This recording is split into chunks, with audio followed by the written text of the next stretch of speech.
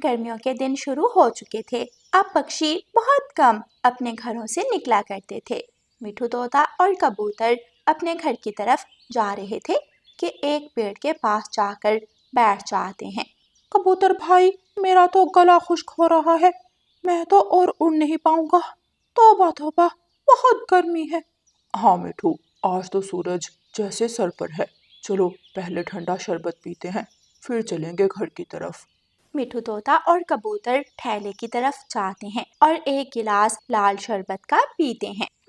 अब कुछ सुकून मिला दिल को। चलो कबूतर भैया, अब घर चलें। फिर मिठू तोता और कबूतर अपने घर की तरफ निकल पड़ते हैं। दूसरी तरफ रानू चिड़िया भी अपने बच्चों के साथ भोजन लेकर आ रही थी। मम्मा, मुझे बहुत प्यास लग रही है। मम्मा, मुझे लाल शरबत लेकर देना।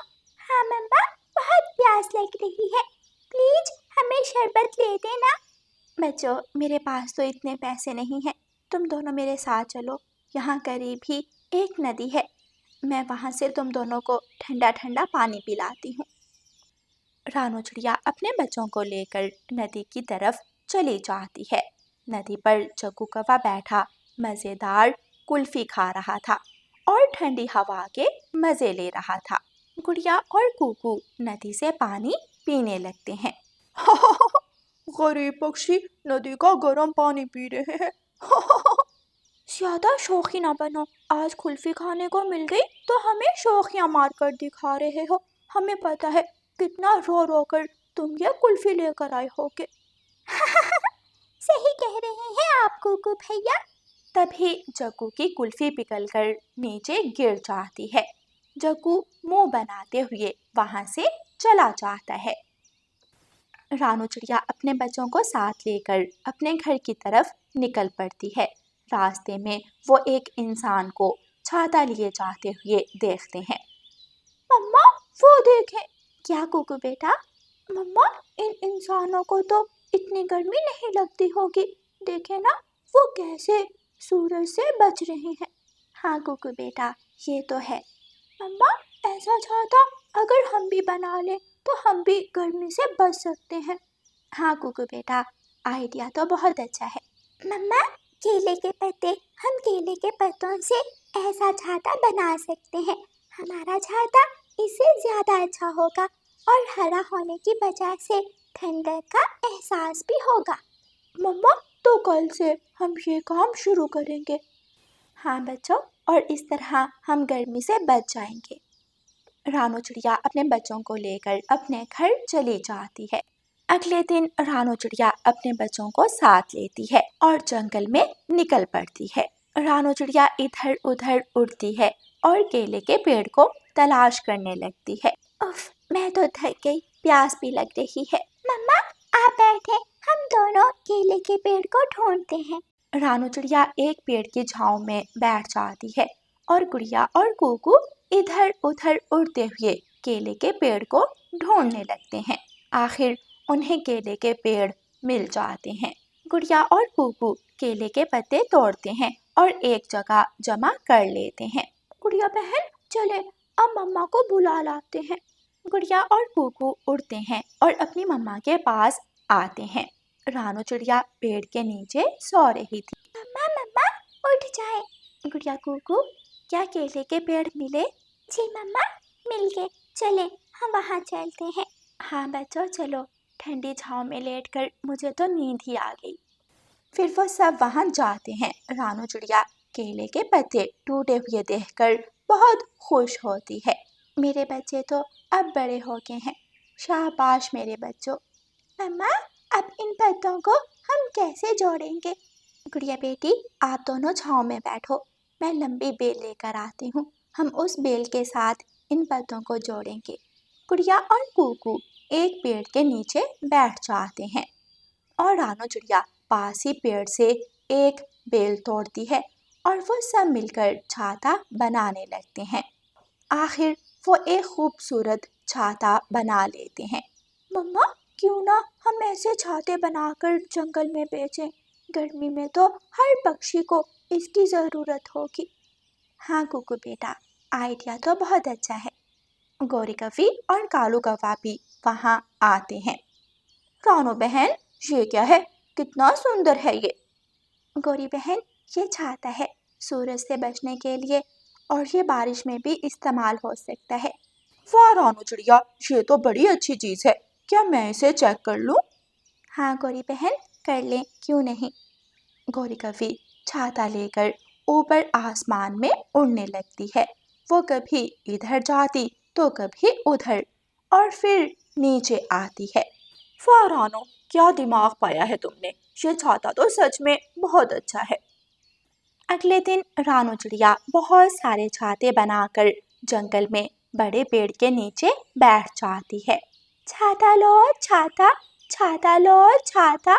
कबूतर और मिठू तोता वहां आते हैं और छाते देखते हैं। रानू बहन, ये तो आपने बहुत अच्छी चीज बना ली है। जंगल के सभी पक्षी रानू चिड़िया के छाते खरीदने लगते हैं।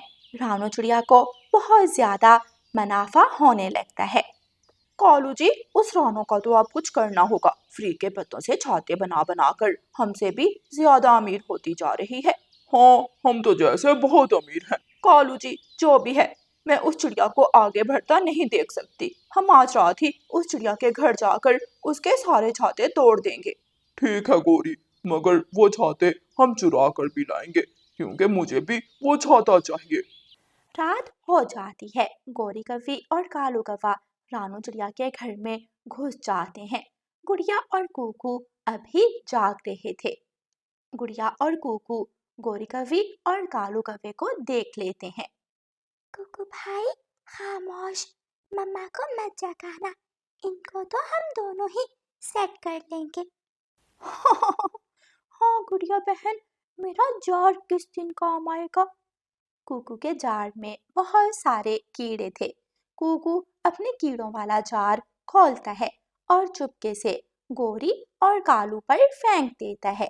गोरी और कालू चिल्लाने लगते हैं। कालू जी, न जाने क्या चीज मुझे काट रही है। ओह, मेरे पंख।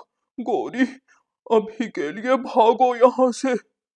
कालू और गौरी जल्दी से वहां से भाग जाते हैं और घर के बाहर जाकर एक दूसरे से कीड़े उतारने लगते हैं। ये चिड़िया के बच्चों का काम है, वो तो बहुत होशियार हैं। गुड़िया और कूकू हंस रहे थे और फिर मीठी नींद सो जाते हैं। प्यारे दोस्तों, इस कहानी को लाइक, अपने दोस्तों के साथ शेयर और चैनल को सब्सक्राइब करना बिल्कुल मत भूलना। आपका धन्यवाद। रानो चिड़िया की ऐसी कहानियाँ सुनने के लिए YouTube सर्च बार में रानो चिड़िया की कहानी लिखें या फिर ये बटन दबाकर बोलकर कहें रानो चिड़िया की कहानी। लूसी कबूतरी का घर जोर जोर से हिल रहा था। ये क्या, भूकंप आ रहा है या मेरा वहम है? मेरा घर इस तरह क्यों हिल रहा है? तभी कबूतर तेजी से उड़ता हुआ घर के अंदर आता है। लूसी जल्दी से घर से बाहर आओ।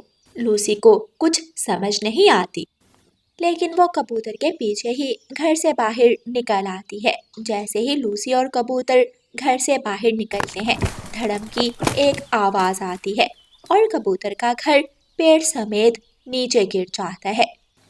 वहाँ दो इंसान अपना सामान लेकर खड़े थे। उनके हुलिये से लग रहा था जैसे वो इंजीनियर हो। कबूतर इंसान के पास जाता है।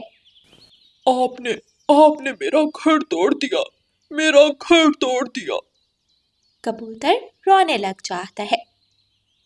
देखो कबूतर, हमें माफ करना, लेकिन हमें ये काम मिला है। अभी हम टावर लगाने के लिए जगह बनाने आए हैं, फिर कुछ दिनों बाद आकर टावर लगाएंगे। क्या मतलब? मैं समझा नहीं। कैसा टावर? जंगल के पास एक और बस्ती बन रही है। इंसानों को शहर से इलेक्ट्रिसिटी उस बस्ती तक पहुंचाने के लिए हमें बिजली के टावर लगाना होंगे, जिसके लिए हमें ऐसे बहुत से पेड़ काटने पड़ेंगे। तुम अपना घर कहीं और बना लो। लेकिन अगर तुम इंसान इस तरह हमारे घर तोड़ दोगे, पेड़ काटोगे, तो हम कहाँ जाएंगे? हमें आज अपना काम शुरू करना है। हमें काम करने दो और जाओ यहाँ से। कबूतर जी, चले, रानो बहन के पास चलते हैं। कबूतर और लूसी कबूतरी उड़ते हैं और रानो चिड़िया के घर जाते हैं। रानो बहन, दुष्ट इंसानों ने हमारा घर तोड़ दिया। लूसी रोने लगती है। क्या मतलब लूसी बहन? मुझे सारी बात बताएं। फिर कबूतर रानू चिड़िया को सारी बात बताता है। इसीलिए सुबह से मुझे मशीनों की अजीब सी आवाज़ आ रही है। लेकिन अगर इंसान ऐसे आकर हमारे जंगल में टावर लगाएंगे तो हमारा बहुत नुकसान हो जाएगा। उफ, ये आवाज, मेरे कान खराब हो जाएंगे। कालू, जाओ देखो किस पक्षी को आफत आई है। गौरी, मुझे तो ये इंसानों की मशीनों की आवाज लग रही है। कालू, मुझे तुम्हारी आवाज नहीं सुन रही, ऊंचा बोलो। रुको गौरी, मैं बाहर जाकर देखता हूँ। कालू कौवा घर से बाहर निकलता है। कालू कौवा थोड़ा आगे जाकर देखता है। कबूतर के घर की जगह वहाँ एक बहुत ऊंचा टावर खड़ा था। ये क्या, कबूतर ने नया घर बनाया है?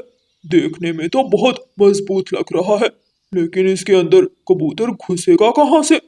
फिर दूसरी तरफ जंगल से वापस जाते हुए इंसानों पर कालू कौवे की नजर पड़ती है। ये इंसान जंगल में क्या कर रहे हैं?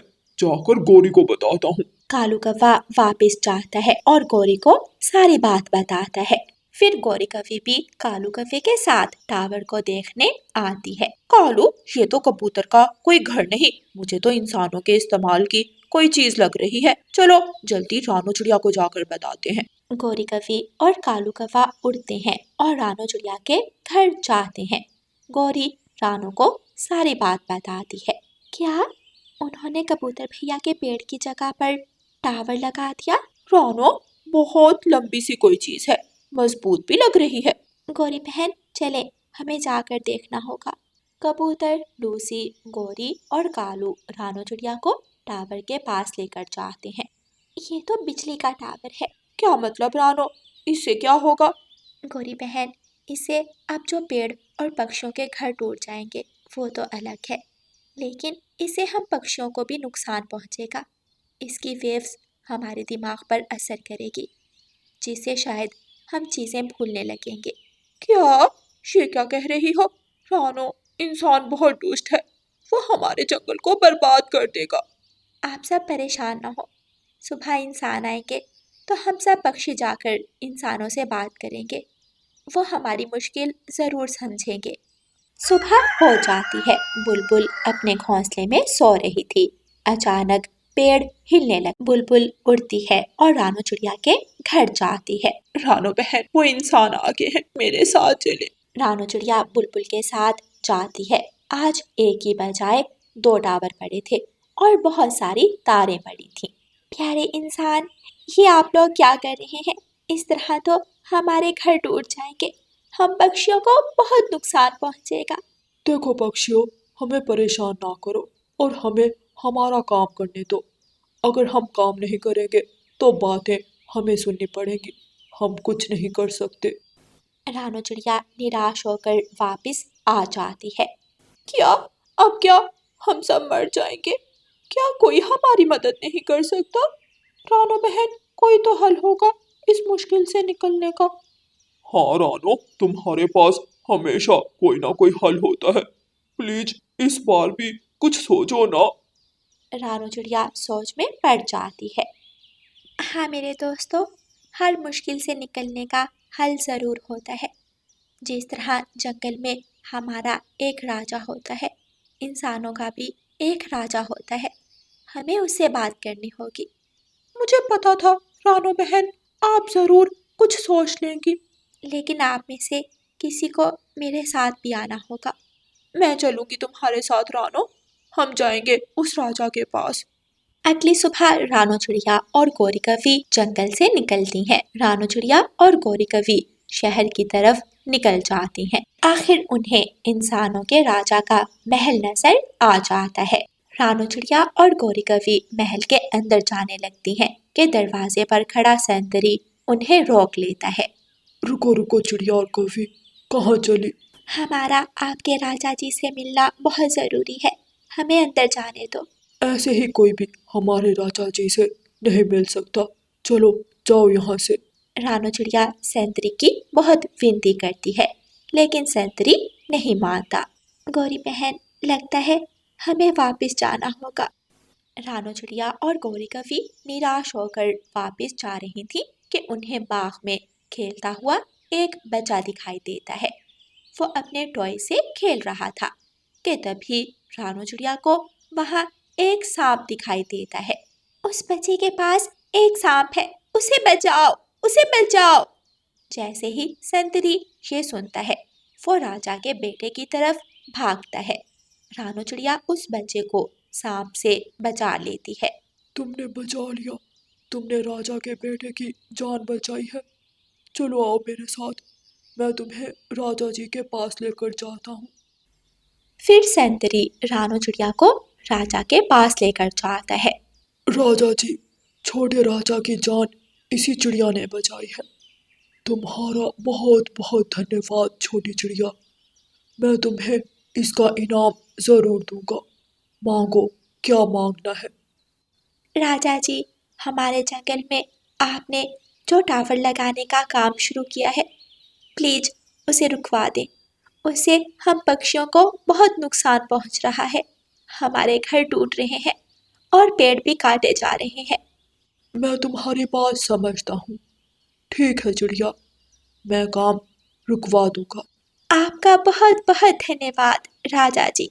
गोरी कवि और रानू चिड़िया वापिस जंगल आ जाती हैं और सब पक्षियों को ये खुशखबरी सुनाती हैं। सब पक्षी बहुत खुश हो जाते हैं। प्यारे दोस्तों, इस कहानी को लाइक, अपने दोस्तों के साथ शेयर और चैनल को सब्सक्राइब करना बिल्कुल मत भूलना। आपका धन्यवाद।